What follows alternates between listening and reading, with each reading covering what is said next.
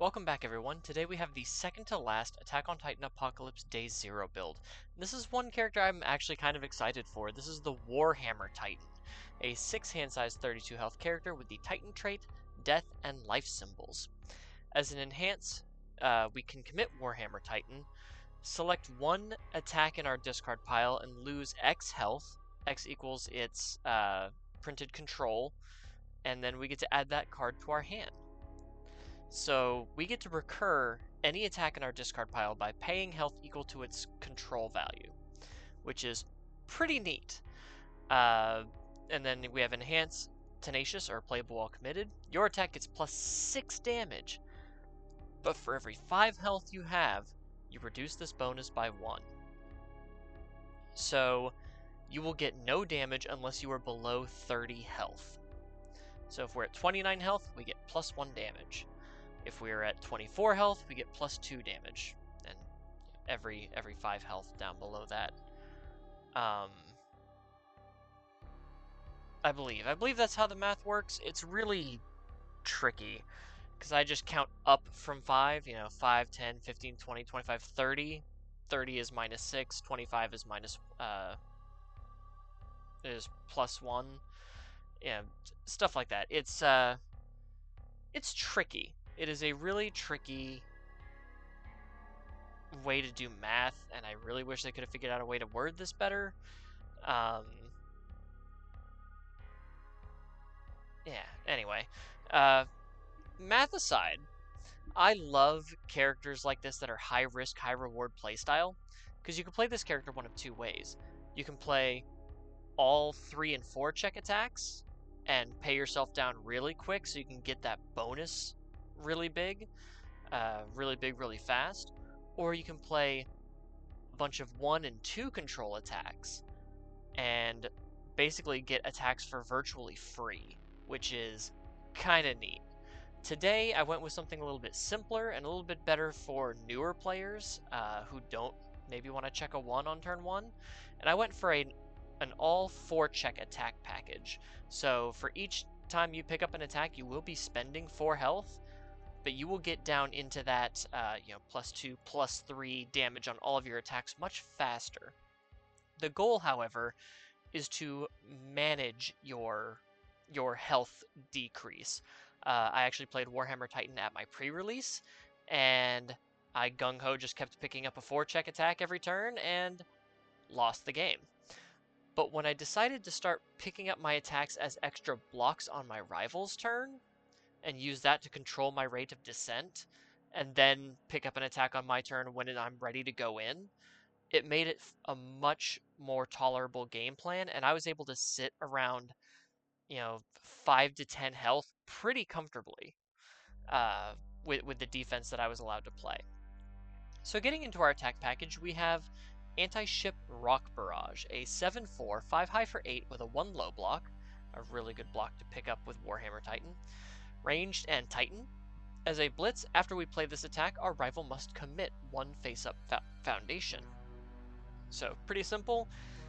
It's like a stun, but it stuns an important piece. I have hiccups, excuse me. Next we have 2 big to contain, a 7/4, 6 mid for 7 with a 2 mid block and the Titan keyword. Response, after this attack resolves, destroy 1 ready rival foundation. You get to choose which of your rival's foundations that is ready gets destroyed. So they really want to block this and maybe commit their best cards so you can't destroy them, but then you don't have to worry about those cards. So it's a really cool attack to pick up. We have Devour, a 7/4, 6 low for 6 with a 1 mid block and the Titan keyword. Response, after this attack deals damage, gain 5 health. Now in a character that wants to pay a lot of health, especially since their damage boost is based on how low their health gets, gaining 5 health might seem a little counterintuitive, but if you're hoping to maybe pick up another attack, or putting yourself in a more comfortable position to maybe take an attack if you can't block everything, gaining health is a good way to go about that. I really think that playing this as a kind of I can pick up my attacks as needed and not really worry about the damage is pretty alright, especially when you're starting out. We have Titan Swarm, an 8/4, 6 mid for 8 with a 2 mid block. Titan and Echo. Echo is a response ability that says response after this attack resolves. You may spend 1 momentum. If you do, attempt to play this card from your card pool as your next form, but flip it after it resolves. So this 1 attack can become 2. And as a static, if you try to play this attack, if it is the second time you've tried to play a card named Titan Swarm this turn, it gets -3 difficulty. So if we play this as our first attack, it's on an 8, and then if we echo it, it's on a 5. So that's pretty cool. That's a pretty cool way to slam 8+ damage for 2 attacks. We have Disciplined Maneuver, an 8/4, 6 high for 3 with a 1 high block, Stun 2 and Titan. Stun 2 being an enhance that says your rival commits 2 foundations. Blitz, remove 3 foundations from your discard pile. This attack is plus X damage. X equals the combined difficulty of the cards removed this way. So if we remove 3 2 difficulty foundations, we get 6 damage, making this a 6 high 9, which is pretty good, especially if we can add more damage onto it because of Warhammer Titan, and that Stun 2 effectively makes this an 8 speed move. Ravages of War, a 4/8, or an 8/4, excuse me, I don't know where that came from. An 8/4, 8 high for 8 with a 2 high block and the Titan keyword. Blitz, your rival discards a card, sacrifices a foundation, and spends a momentum. Just mess up everything they're trying to do. And as a response, after you block with this card, if you have 6 or fewer foundations, your rival discards 1 card and you draw 1 card. So especially on an early turn, if you only have like 6 foundations or you've been sacrificing your own foundations, this is a great block to pick up to force your rival to discard a card, and you get to draw an extra card. So that's really neat. And our last attack is Unexpected Outcomes, a 9/4, 10 mid for 8 with a 1 mid block and the Titan keyword. Blitz, your rival reveals their hand. Remove 1 attack card revealed this way. After this attack resolves, you may flip it and attempt to play it as a copy of the removed card as your next form. So this is really neat. We get to play this. It's a 10 mid 8. Our rival has to deal with it. But if we rip a good attack out of their hand, they also have to deal with the best attack in their hand coming at them again, plus whatever damage we can throw on with Warhammer Titan and our other non-attack cards. So that is our attack package. It's mainly based on manipulating your rival's stage or your rival's hand, which is kind of neat. And the fact that you can pick up any of these attacks at will as long as they're in your discard pile and you have the health to pay for them, the 4 health, you're just going to keep picking stuff up and running through your rival pretty quickly. Onto our non-attack cards, we have our assets. We have Eidenbox, a 2/5 with a 2 low block and the unique keyword. Unique meaning you can only have 1 copy of it in your stage at a time. Enhance, commit, return this attack to its printed speed and damage, return it to its printed zone. If it was unblockable, it is no longer unblockable. Just return this everything to back to basics. You don't have to worry about it. Much easier to block, much less damage, and you can just go on with your day. And when we want to lower our health and control the lowering of our health, setting something back to printed so we can just take an attack is pretty good. Of course, we have Filled with Doubt, a 2/5 with a 2 mid block. Response, after your rival plays an attack, seal it. Sealing a card means that card has no abilities, it loses all of its printed abilities, and it cannot gain abilities. With characters like Nick Reagan. As of recording, we saw Nick Reagan, I think, was the most popular deck at the Albuquerque Regional this weekend. Shining a little light on how far behind I am on these recordings. So his ability to give attacks other abilities can really be hammered with Filled with Doubt. Next we have some backups, and we have Onyankopan, a 2/5, 1 low block, 4 stamina backup, unique and ally. As a first enhance, we commit this card. Choose 1 card in your card pool. It does not count towards progressive difficulty this turn. You cannot play abilities on cards named Onyankopan for the rest of this turn. So just a solid once per turn. First enhance, you get to make any card in your card pool ignore progressive, which is really good when we have all these high difficulty moves. It allows us to play more than 1 attack per turn because we are not Smiling Titan. We have the 9 Titans from throughout the ages, a 4/5, 3 mid block with a 6 health, 6 stamina, Titan keyword. As a first enhanced commit, lose 3 stamina, double this Titan's attack or speed or damage. I believe all of our cards are Titans. Yeah, all of our attacks are Titans, so we could just throw double damage or double speed. You know, imagine a 16 high 8 Ravages of War that were then maybe slamming 4 or 5 damage on with Warhammer Titan. That could really mess our rival up. We want to make sure Devour hits, it's now a 12 speed low. You know, things like that can really, really push the envelope here.